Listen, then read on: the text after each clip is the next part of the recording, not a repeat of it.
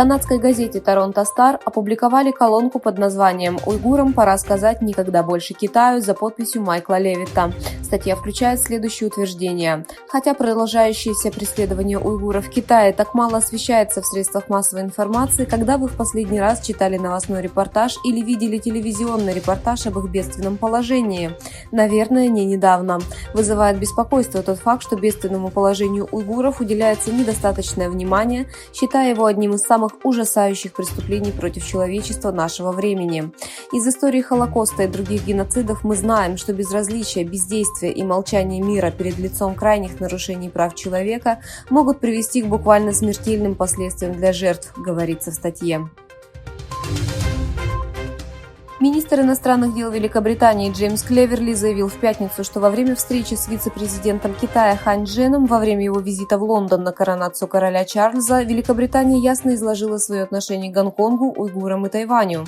Клеверли написал в Твиттере: «Сегодня я говорил с вице-президентом Хань Чженом о взглядах Великобритании на Гонконг, Синьцзянь и Тайвань.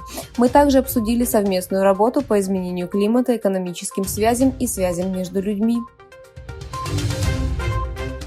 Канада объявила китайского дипломата Чжао Вэя персоной нон-грата на том основании, что он преследовал канадского депутата Майкла Чонга, критиковавшего политику Китая в отношении турок-уйгуров.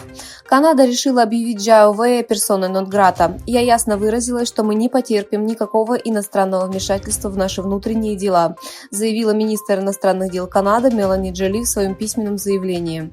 В новостях в канадской прессе было указано, что Чжао собирал информацию о Чонге в 2021 году.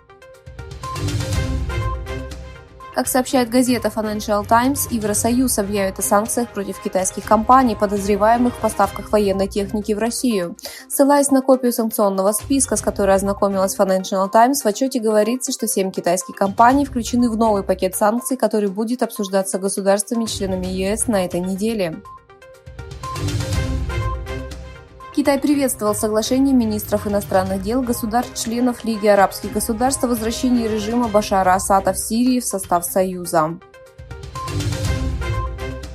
Член Госсовета КНР, министр иностранных дел Цинган встретился с послом США в Китае Николасом Бернсом. Подчеркнув важность китайско-американских отношений, Цинь сказал, что к негативным явлениям в отношениях следует относиться спокойно, профессионально и прагматично.